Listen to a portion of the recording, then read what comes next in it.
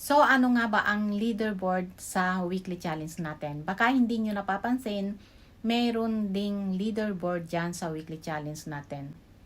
Kapag itatap nyo itong icon mode na ito, makikita nyo na nakasulat yan dyan. Yan. Yan yung nakikita nyo dyan. Yung nakasulat dyan na how am I group each week.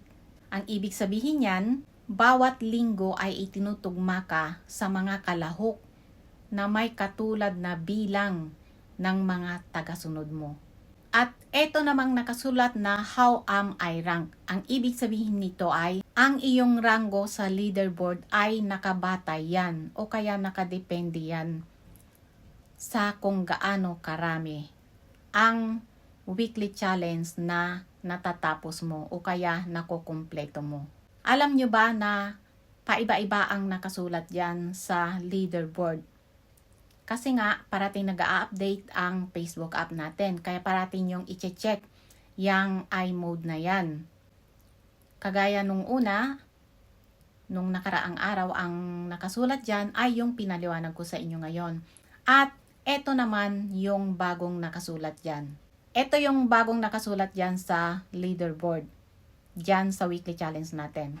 Ang nakasulat dyan ay build your skills. Ang ibig sabihin niyan ay buuin ang iyong kasanayan. Ang ibig sabihin nito, ang weekly challenge ay isang mahusay na paraan upang mapalago mo ang iyong profile. Makakakuha ka ng mga bagong kasanayan at bumuo ng iyong madla.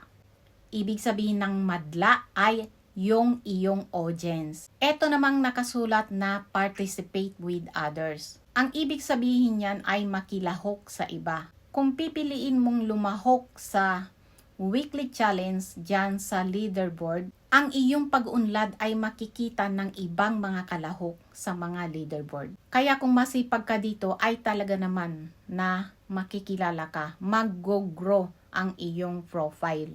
Dahil mare-recognize ka ni algorithm at maire-recommend ka niya sa wider audience. Kapag parati mong nakukumpleto ang weekly challenge, nagkakaroon ka ng rising creator.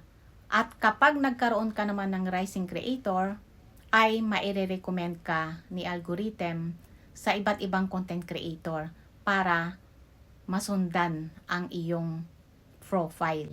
O, di ba maganda?